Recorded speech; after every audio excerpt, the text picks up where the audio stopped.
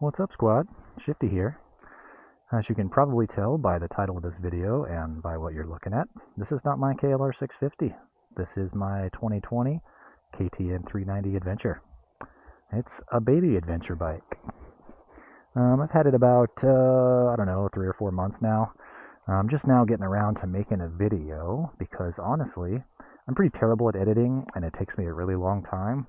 I've been working on the Arizona BDR videos for months now, and I've only got the first section released. So if I want to keep putting out videos, I need to just get on with it and work on the BDR videos in my spare time. Otherwise, I'm never going to put out another video. So just wanted to kind of update you guys. So yeah, here it is. I'm pretty happy with it. It was loaded, man. It was already loaded when I bought it. The gentleman who owned this before me took it on one big long adventure, about 3,000 miles up into Colorado and Wyoming and Montana, and he did it with his wife, two up. And he had a full another set of spoked wheels and knobby tires that he used.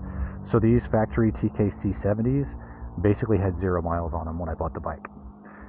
So again, I got a full another set of spoked wheels and knobby tires to throw on here.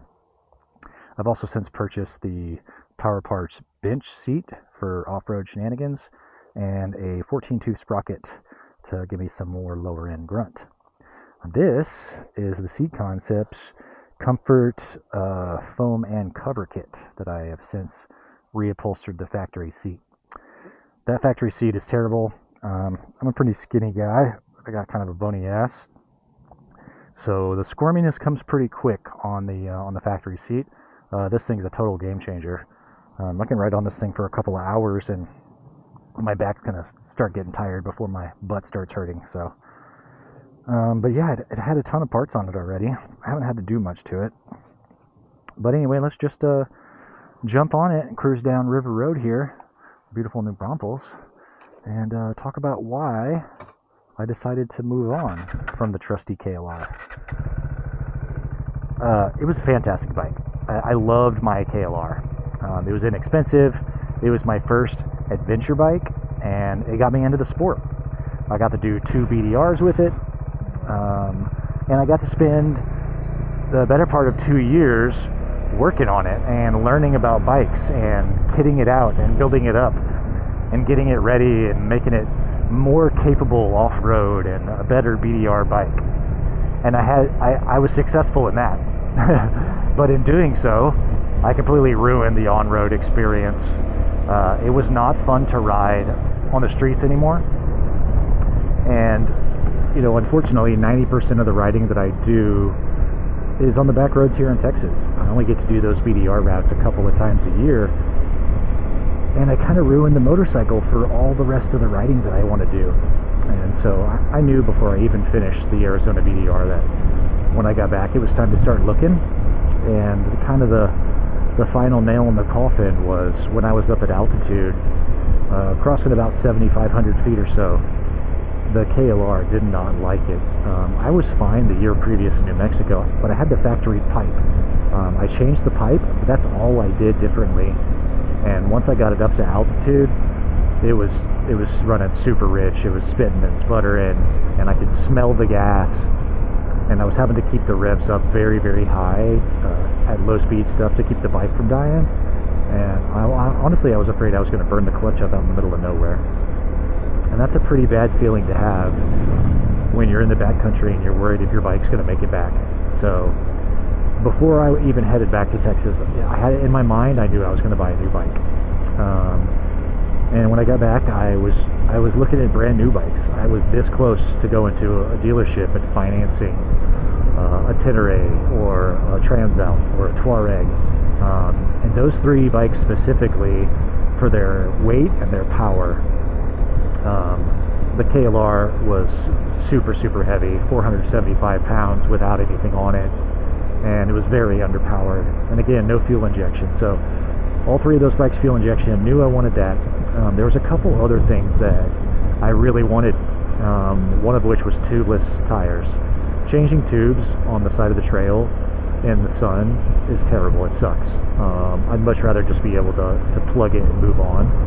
Of course, you still have to carry a tube in case you have a puncture or something that's unrepairable. But tubeless tires, definitely wanted that. But I also wanted cruise control. Now the T7 and the Transalp don't have it. The Touareg does. The T7 is a traditional cable throttle. The other two bikes are throttle by wire, and you can put an aftermarket cruise control on a throttle by wire motorcycle, which I've actually done already on this. I put on the Viridian cruise control.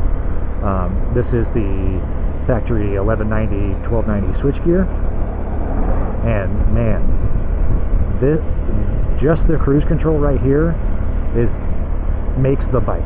I mean, I had the throttle lock on the KLR and it was fine, but when you're going downhill you would speed up, if you're going uphill you would slow down.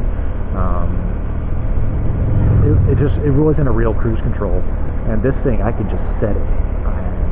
It's just talking about saving your wrist, man. This is the fastest way to extend your riding is with cruise control. The second fastest way is with the seat. So yeah, I just love this motorcycle. I'm smiling all the time. I'm so much happier on this bike, and I had spent the better part of 2 years convincing myself that the KLR was everything that I needed, and at the end of the day it just wasn't. And this thing is so much more fun.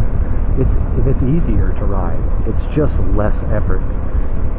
It's easier to balance at a traffic light. It's easier to get my feet down. It's easier to push around inside of the garage. It's easier to load on the rack on the back of my truck by myself. Like, just in general, this thing takes less effort to ride around. It's a full 100 pounds lighter. So, and I knew that by getting this 390 with its lower ground clearance and its more street-oriented style, that I may be sacrificing a bit of off-road capability, and I'm just fine with that. I'm sure one day I'll be able to go out and buy an 890 or something like that, but I'm just a regular guy, and so I couldn't bring myself to financing another bike. So, you know, when I spotted this on Facebook Marketplace for the price that I got it for, with all the stuff that it came with, like, I couldn't pass it up. It's too good. And I'm so happy that I bought it. I can't wait to get this thing out and take it on some camping trips and some adventures and some BDR type stuff. So expect to see some videos surrounding the KTM. And if you like this kind of content, I hope you consider subscribing. Otherwise, we'll see you along the way.